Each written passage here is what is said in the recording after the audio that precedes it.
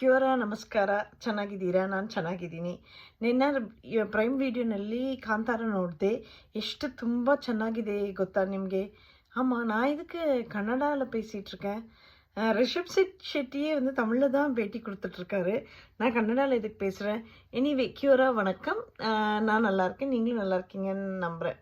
நேற்றுக்கு வந்து night 31 October வந்து ஓடிடி பிளாட்ஃபார்மில் வந்து Kannada movie Kantara the legend, அதாவது prequel of the previous 2022 movie பார்த்தேன் நான்.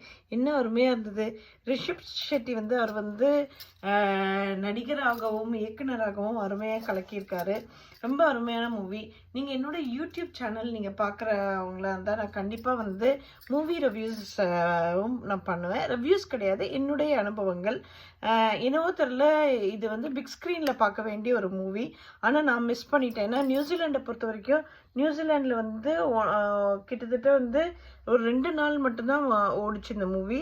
அதனால எனக்கு வந்து வேலை இருந்தனால என்னால் பார்க்க முடியல. ஸோ நான் வந்து இது கண்டிப்பாக வெயிட் பண்ணிகிட்டே இருந்த ஒரு மூவியும் கூட பார்க்கணுன்னு. மனுஷன் அருமையாக கலக்கியிருக்காங்க.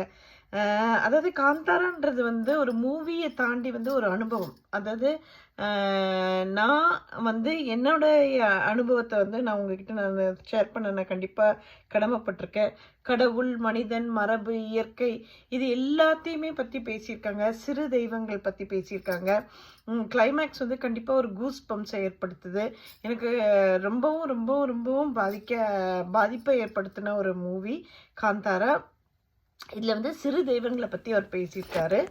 கடவுள் நம்பிக்கை இருக்கவங்களுக்கு வந்து கண்டிப்பாக கடவுள் இருக்கார். கடவுள் நம்பிக்கை இல்லாதவங்க வந்து மோசமானவங்கன்னு நான் சொல்ல விரும்பல. கடவுள் இருந்திருந்தால் நல்லா இருந்திருக்குன்னு கமல் சார் சொல்கிற மாதிரி தான். குலிகா பஞ்சுருளின்ற ஒரு கானா, இப்படியான தெய்வ வழிபாடு வந்து அந்த காலத்தில் இருந்திருக்கு. நீங்கள் பார்த்தீங்கன்னா கிரேக்க புராணத்தில் எடுத்துக்கிட்டிங்கன்னா ஜூவஸ், எர்குலஸ், ரொமான் புராணத்தில் ரோமுலஸ், ரீமஸ், நார்ஸ் புராணத்தில் லோக்கின்னு, ஏன் நம்ம தமிழ்லே வந்து ஐயனார், மதுரை வீரன், கருப்புசாமி, சித்தர்கள், முந்தானை நாயனார்னு இப்படி நிறைய பேர் இருந்திருக்காங்க. இந்த மண்ணில் வந்து சில காவல் தெய்வங்கள் இருந்துட்டு தான் இருந்திருக்கு. அதாவது நம்ம தமிழகத்திலே வந்து முக்குலையும் மூலையிலையும் தெய்வங்கள் தான் இருக்குது. நம்பிக்கை இருக்கவங்களுக்கு தெய்வம் இருக்குது, நம்பிக்கை இல்லாதவங்களுக்கு இயற்கை தான் தெய்வம்.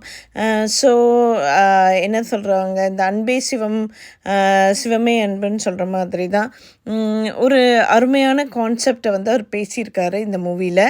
இந்த மூவியில் நடித்த ஒவ்வொரு பேருக்கும் நன்றி. எல்லா டெக்னீஷியன்ஸு, எவ்ரி சிங்கிள் ஆர்ட் இந்த மூவியில் பண்ணவங்களுக்கு நன்றி. நான் வந்து ரிஷப் ஷெட்டின்ற ஒரு பிராண்டுக்கே நான் நன்றி சொல்லிக்கிறேன். ஸோ அவருக்கு நன்றி சொன்னால் இந்த